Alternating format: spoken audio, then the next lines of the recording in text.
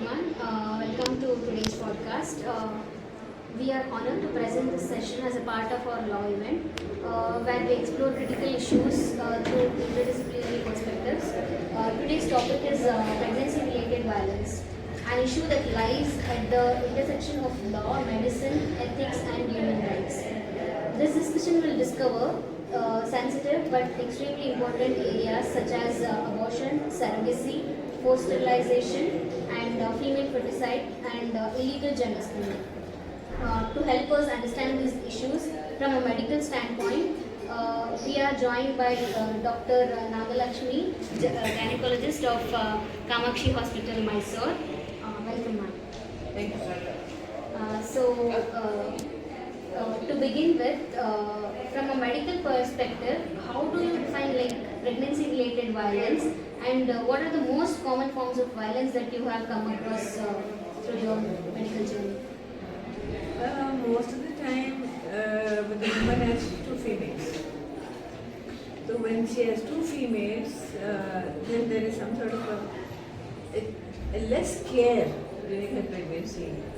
And many times she is forced to get the sex determination done through ultrasound. Many times she may not be willing, but she has no strength to oppose the husband and the mother-in-law. To get it done, and when come for abortion, we do not do this. We do not do none of the ultrasound labs here. They don't do it. But somewhere they do get it done. I do get cases like that. They get it done, and then they come for abortion. So after 2 or 3 females, if the woman comes for abortion, say at 14, 15, 16 weeks, so and when we ask them, will you undergo sterilization operation also? They all tell us yes, they will get it done after the abortion. So we do help them to get the abortion done because we do not want her to go to some other place where the expertise is not there, and then she will end up in trouble. So to take care of that woman, we do help them. And then sometimes they get the sterilization operation done sometimes. They just leave the hospital and go. It's part of the dealing. After how many weeks it is possible for abortion? Any complexity situations that you have come across? Previously they used to say abortion can be done only till 20 weeks. Now it is after that it became 22 weeks. Now it is 24 weeks. And the latest is 28 weeks. In case the fetus is abnormal and the continuation of pregnancy is not going to be useful at all for the fetus, then even at 28 weeks we do terminate the pregnancy. But the only thing that is required is that there is a team attached to the government college. So they have to go there, and then the team will have an ultrasonologist, a pediatrician, and a gynecologist, and an administrator. They say that yes, she requires a abortion. Not any you have come across pressure regarding abortion decisions, they have been women have been pressured by family and have come across.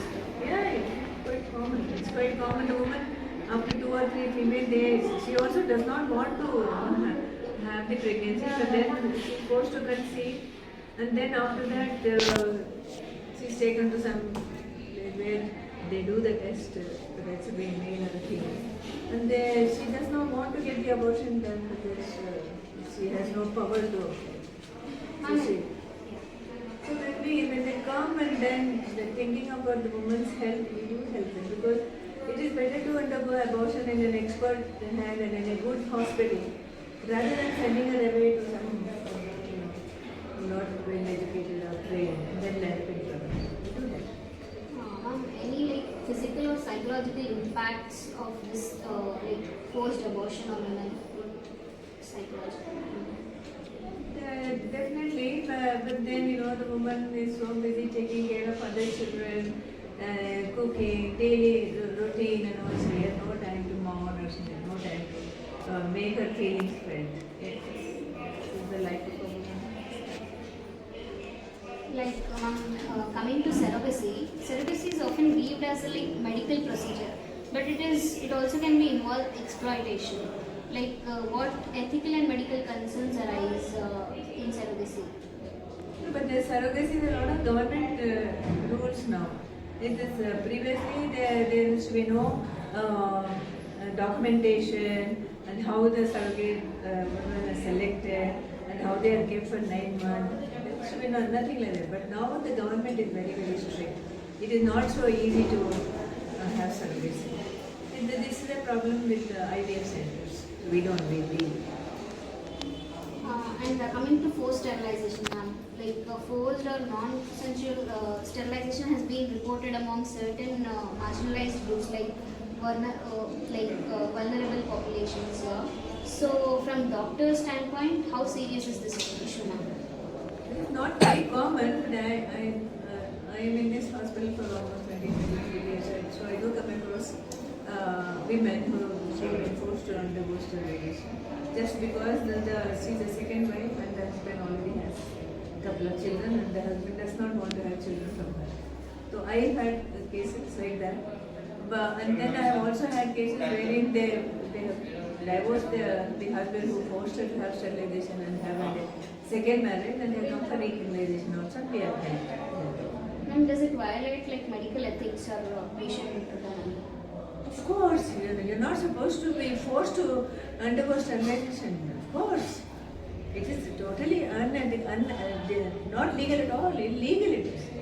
But then it has happened. We have come to know because the patients have come to us for recanalization, and when we take the detailed history, we come to know that it's been forced by her first husband, who had many other children, and he did not want to have children.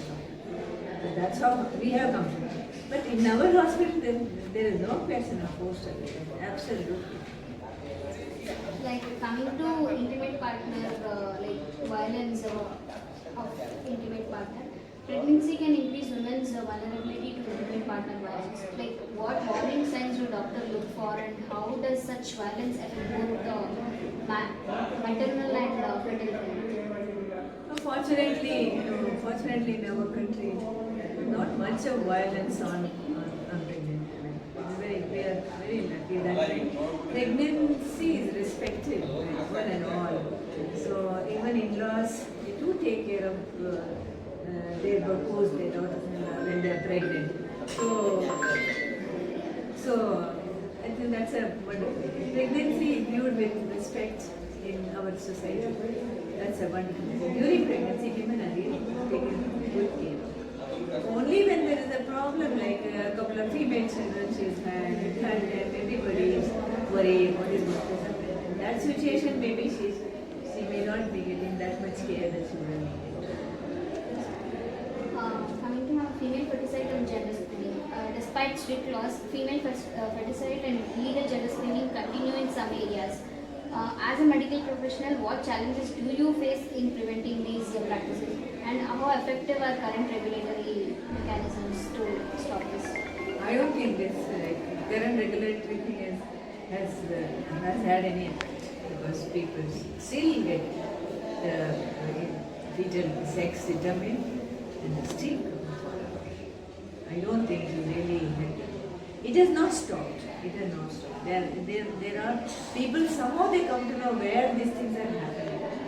Okay, one couple described that they were taken in a auto, and then after some distance they changed the auto to a car, and they were taken to some remote part where the ultrasound machine was a portable machine. So that was done, and then again after 14 weeks they called again to confirm the diagnosis. These things are happening, but they are so scared to tell, they will never tell. In fact, sometimes ask her, tell us, we will help the others also. No, they will never say. Because they are terrorized by those people. And then previously they used to, I asked how much money they have paid. More than 17,000 to 20,000 rupees they take for one sex determination. Even then they pay. I'm sorry to say this is also happening in educated couples. In fact, more educated people are getting this test done and coming for it. In fact, I feel that the lower socioeconomic status of societies are letting the women are better.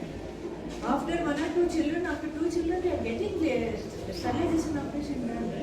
Even if there are 2 females. That's one thing I've noticed. It is mostly with the little higher middle class and higher class. They want the male child at any cost. They will go to any extent. But the way can't people are happy with one or two children. In fact, after one child they come for childless, and I said nothing. You should have two children for the sake of the child. Man, this situation is only in India. Like even in foreign countries, they have they can determine sex of the baby. Yeah, So because what people do you who take on this? come from abroad for delivery here, they already know their sex. So that is normally done. There they cannot get MTP done there in US and in Britain. It is not legal there. I mean, they have to go to some other place like Mexico or other place where they get the termination and done. In US and UK, there is no MTPs. Ma'am, any legal reporting that you have done on violence and any Yeah, issues that you have? yeah, there is a department here in our hospital. There's a department here which deals with medical legal cases. The role of gynecologist is to identify the damage, the trauma that has taken place. Like we describe in detail about the lesions that we see outside and even in the inner genital part. We describe everything in detail, and this is handed over to the legal department. They call the police, and the police takes over. Directly, we do not. Your experience, any legal issues that you have encountered and I have one case where I had to go to the court. I had to go to the court because what happened was that husband thought that the pregnancy that she had was not his. That was the issue. So then she had come to us. We had all the papers with us. She had come with a missed period, and then we had made a diagnosis of 6 weeks pregnancy. And they were already married for 8 weeks. So that was the reason why I think that husband thought that the pregnancy belonged to someone. So for that reason they had gone to the court, and I was called in the court. But I showed all the documents. When she came and what was the duration of pregnancy, we had even taken an ultrasound which dating scan that proved that she was pregnant at that duration. So the rest is all judgment, legal issues. But that was a great experience. For the first time I went to a court, and before going to the court, both the partners met me. Both the parties of the partners met me, and they say, you must say like this, you must say like this. Person is saying like this, the other man is saying, you tell the truth. Both of them try to make me say according to whatever they wanted. But it was a great experience. The judge calling people, and then he called some other person, for some other case was going on. He was a villager, he stood with the folded hands, stood there, and the judge called out his name, then he said, yes, I am the one. Okay, your case is postponed to so-and-so. It was so bad, I really felt so bad. Poor man, and he had come for some house issue or something. So like that it happened, 3, 4. Then I got panicky, when am I going to be called? Then on the 6th evening I was called and I explained everything. Said, okay, it is just a thing that whatever documents, everything is ready, everything is there, but just wanted you to speak, tell us. But that was a great experience.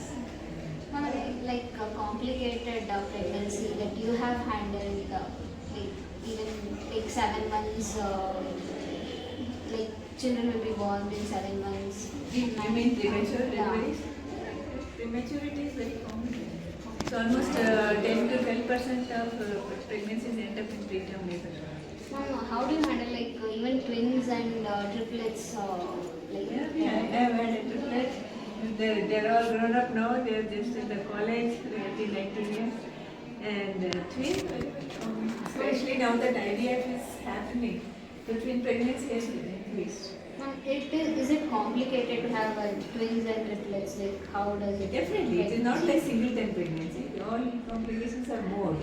Like they are more prone to have hypertension, complicated pregnancy. They are more prone to have diabetes in pregnancy. They are more prone to have difficult labor. Singleton pregnancy is only man is made to have singleton pregnancy. Animals can have many. Ma'am, in conclusion, like what changes both legal and medical do you believe are essential for better protection of women from pregnancy-related violence? This is not very common. I mean, violence during pregnancy, fortunately, is not very common in our society. I do read in papers, TV, and things like that. I am in this specialty for the last 20 to 23 years. I must have seen only about 10 cases. And that too, there was some misunderstanding between husband and wife. And other than that, pregnant woman is very taken. She's respected in the house. She's given all that is required. They take good care of it. I'm happy that I'm in this society. There's not much violence during pregnancy. Like, ma'am, to conclude, what message would you like to give to the future legal like professionals and also authorities working in this area to maintain standards? So, from my point of view, now I have seen a change. The government hospitals are really doing very good job. That's extremely good. I don't know whether it's state government or central government, but whatever, the government hospitals are doing very good. In fact, the more number of women are getting delivered in government hospitals, and then I do come across, I do meet those doctors. Sometimes to see my patient delivered there. They are good doctors. Most of the time they are there in the hospital. The anesthetic services, OT services are available. There's a lot of improvement in government setup. It's good. Why unnecessarily people should pay so much in the private hospital? Unless there is some insurance or some company is paying for it. Otherwise, from the woman's point of view, why should she pay so much? This is good, taken good care of. The government is doing very good job. And regarding the other things, when they come for antenatal checkup, usually they are accompanied by their husbands or mother-in-law. I never seen a pregnant woman coming all alone for checkup. These are all very good. I am happy. I am happy to be an obstetrician and gynecologist in this country. There is still a lot of questions. I feel that. Women, violence in women is not common at all. Not common at all in India. Good things are happening, except this female feticide. I don't know really how to. Everybody wants to have an answer. I don't know what to do. Whether it should be made legal, I don't know really. Whether if it after one child, if the woman is pregnant again, can you make it legal and say whether it's a boy or a girl? I don't know that. But this is happening. Female feticide is still happening. What they scan, no ultrasound department does it. It's all mobile. They carry the mobile ultrasound machine to some remote corner and they will do the testing. More action should be taken. There should be courts. Or make it legal. Make it legal if a woman wants to have a male child. Okay, let her have. After 12-14 weeks you abort it, then let her have it. But why this underground business? It is not good. That's my point. Thank you, ma'am. Thank you, doctor, and for sharing this valuable insights. It will help us through this, not only this competition, even in our long journey. And thank you. Thank you. Thank you to our listeners as well. Thank you for joining.